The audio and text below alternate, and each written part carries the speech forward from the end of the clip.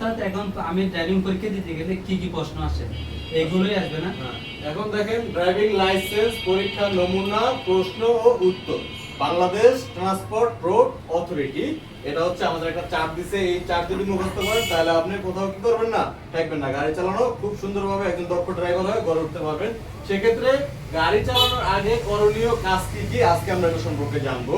গাড়ি চালানোর আগে করণীয় কাজ হচ্ছে 10টি।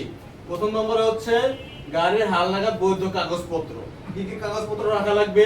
Registration certificate, fitness certificate, tax token, driving licence, insurance বীমা সার্টিফিকেট, রুট পারমিট গাড়ির সঙ্গে কি করতে হবে? রাখতে হবে।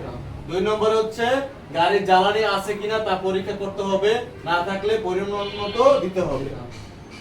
তিন নম্বর হচ্ছে রেডিয়েটর ও ব্যাটারিতে পানি আছে কিনা তা পরীক্ষা করা, কম থাকলে পরিমাণ মতো দিতে হবে। 4 নম্বর হচ্ছে ব্যাটারির কানেকশন ঠিকমতো পাচ্ছে কিনা, লাইনটা ব্যাটারির যে কারেন্টটা সাপ্লাই এটা ঠিকমতো পাচ্ছে কিনা এটা দেখতে হবে। 5 নম্বর হচ্ছে লুপ ইঞ্জিন অয়েল লেভেল ও ঘনত্ব পরীক্ষা করা, মানে যে মোবিলটা ওটা ঠিকঠাক আছে কিনা বা টেম্পার আছে কিনা এটা চেক করতে হবে, কম থাকলে পরিমাণ মতো দিতে হবে।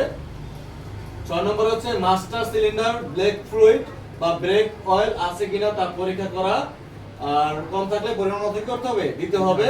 6 নম্বর হচ্ছে গাড়ির engine, lighting system, battery, steering ইত্যাদি সঠিকভাবে কাজ করছে কিনা, তা হচ্ছে কি মোটর যান্ত্রিক ত্রুটিমুক্ত আছে কিনা তা কি করা, পরীক্ষা করা। 7 নম্বর হচ্ছে ব্রেক ও ব্রেক আর ক্লাচের কি করা, কার্যকারিতা পরীক্ষা করা, যে গাড়িটা ঠিকঠাক ব্রেক হচ্ছে কিনা, মানে ব্রেক ফেল কিনা এটা আপনি কি করবেন, চেক করে নেবেন।